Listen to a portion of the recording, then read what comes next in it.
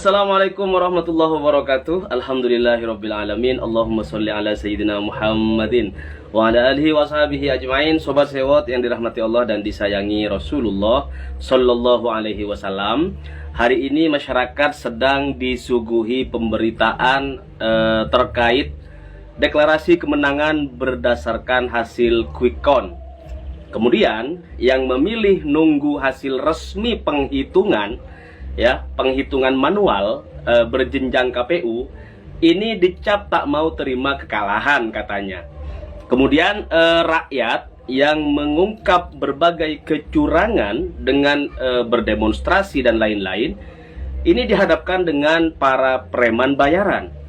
Nah, selanjutnya para buzzer kompak, ya, rame-rame membuli para akademisi. Mereka yang terpelajar dibenturkan dengan nir etika yang serampangan dan penuh kesombongan.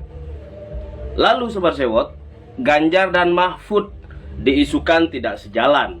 Pasangan kesayangan rakyat Indonesia, Anies Baswedan dan Gus Muhaimin, ya, diisukan renggang. Kemudian yang paling mutakhir adalah PKB dan Nasdem dihembuskan fitnah keji akan khianati perubahan. Nah, Sobat Sewot, apakah kita sadar, ya, bahwa semua ini adalah operasi terstruktur untuk melegitimasi kemenangan prematur sekaligus hancurkan barisan oposisi agar tak ada penghalang untuk membangun dinasti dan bisa aman untuk bagi-bagi kursi. Ternyata peserta Pilpres 2024 itu ada 4 koalisi Sobat Sewot. Yang pertama koalisi perubahan, ya, pasangan Amin, Anies Baswedan dan Gus Muhaimin. Yang kedua koalisi Prabowo Gibran. Yang ketiga koalisi Ganjar Mahfud. Yang keempat koalisi lembaga survei. Sehingga Sobat Sewot 01 dan 03 harus berjuang untuk mengalahkan angka quick count hasil lembaga survei untuk bisa menjadi pemenang Pilpres. Ya, harus mengalahkan koalisi yang keempat dulu, ya, koalisi quick count Sobat Sewot. Lalu apa yang harus kita lakukan sekarang? Ya, kita lupakan hasil quick count. Lembaga hasil survei yang merilis hasilnya pada tanggal 13 Februari, ya. Padahal pemilu baru berlangsung tanggal 14 Februari. Sebuah upaya mengelabuhi rakyat, tapi sayang sekali kelakuannya terbongkar begitu saja, ya, dengan izin Allah Subhanahu wa taala. Ya, aduh, pokoknya tuh mereka pada bingung sekarang mau ngapain.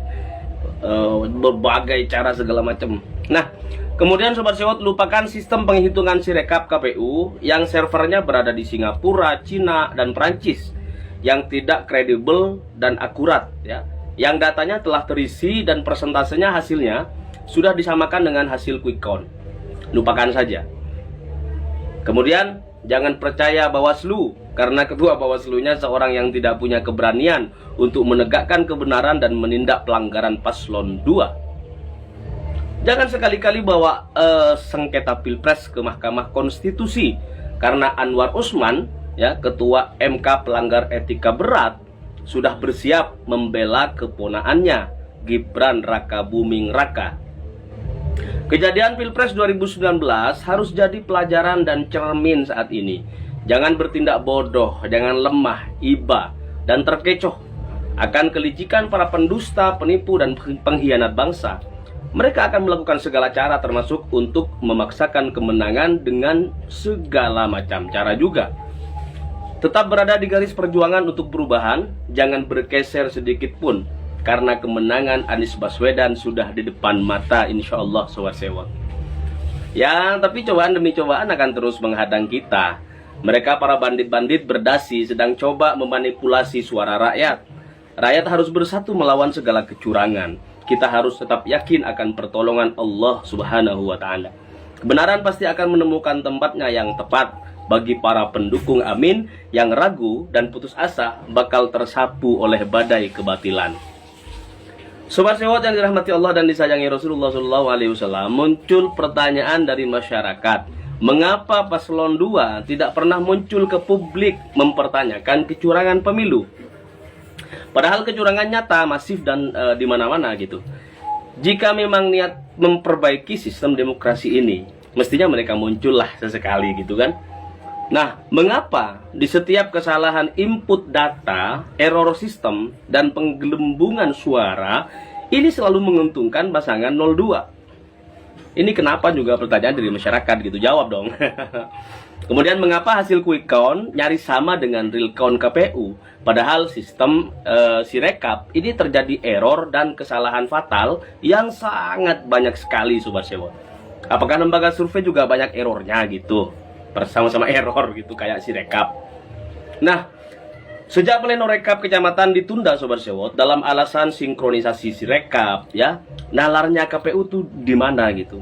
Apa urusannya Sirekap sama pleno kecamatan dengan Sirekap gitu? Apa urusannya coba?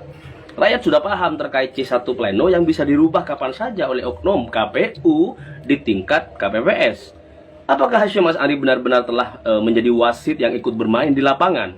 Sungguh kebenaran akan segera terungkap Sobat Sewot.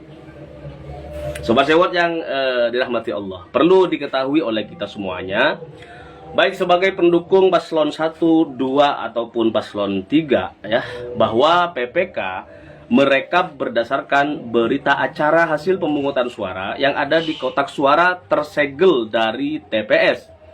Hal tersebut sesuai dengan Undang-Undang Nomor 7 Tahun 2017